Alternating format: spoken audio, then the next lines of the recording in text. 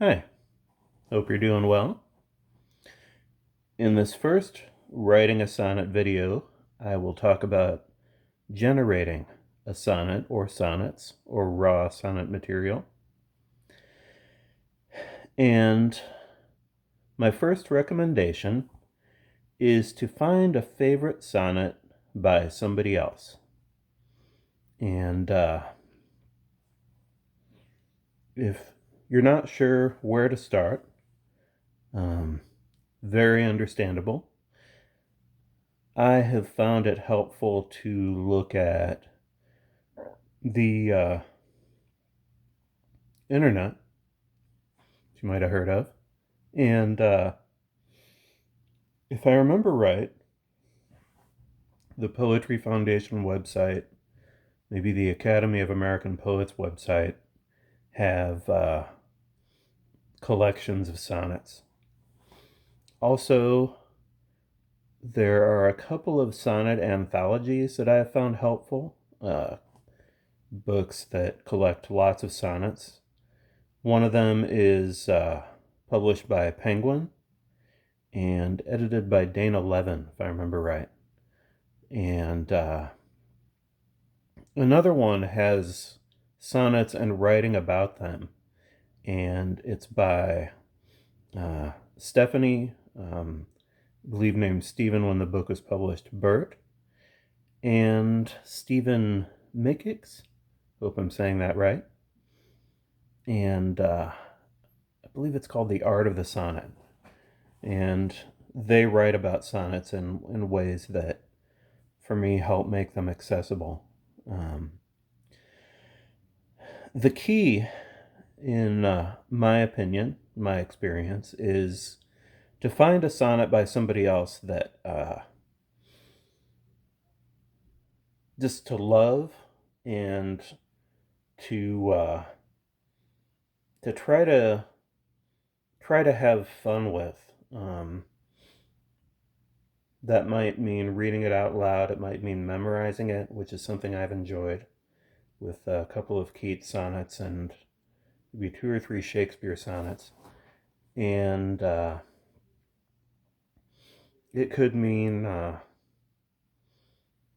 taking parts out of it and adding your own. And that's my next recommendation. So when you found a sonnet that you love and hopefully can play around with, um, try taking it apart and adding your own parts to its parts. Um, I've enjoyed trying that with Robert Frost sonnets, if I remember right. Maybe one in particular called Never Again Would Bird Song Be the Same. Um, there's just something about it that kind of had or has kind of a power for me. And so it was really nice to be able to just take a line from it and try to kind of make it my own in my own poem. And that can be done with whole lines of a sonnet. That can be done with like end rhymes if it's a rhyming sonnet. Um, trying taking just the end words that rhyme with each other and filling in the line before that.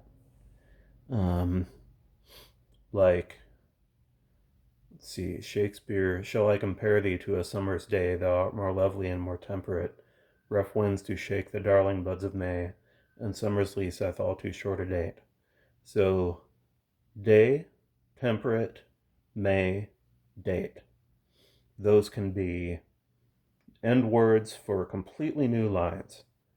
So, a chance to kind of write together with Shakespeare. Um, and the sonnet that is most conducive to you doing that might not be the sonnet that you found at first was nice to kind of play around with to engage.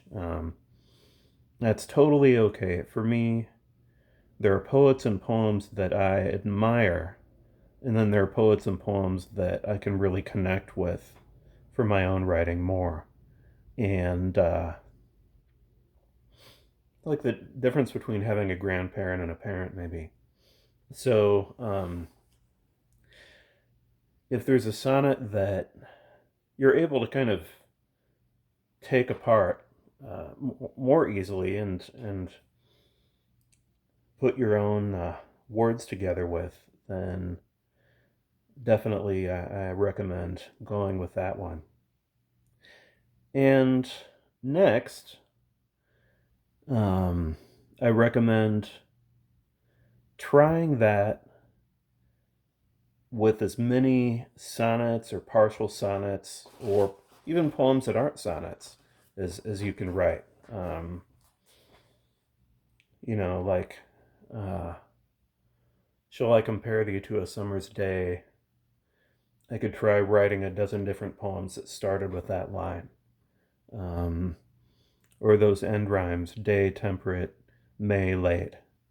Um, could try writing a 4-line poem that was just with those end words, and then doing that again and again and again and again. And the goal for me is to kind of get a deep engagement with that sonnet, to sort of get it into what for me is kind of like my poet DNA.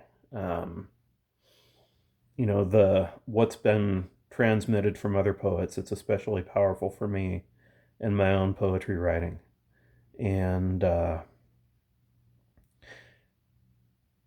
if it's possible for you to take that and just generate lots of possible sonnets, parts of sonnets, or poems that aren't sonnets yet, um, terrific. And then I recommend setting it aside, going and doing something else, and leaving it and coming back for the next video. Thanks.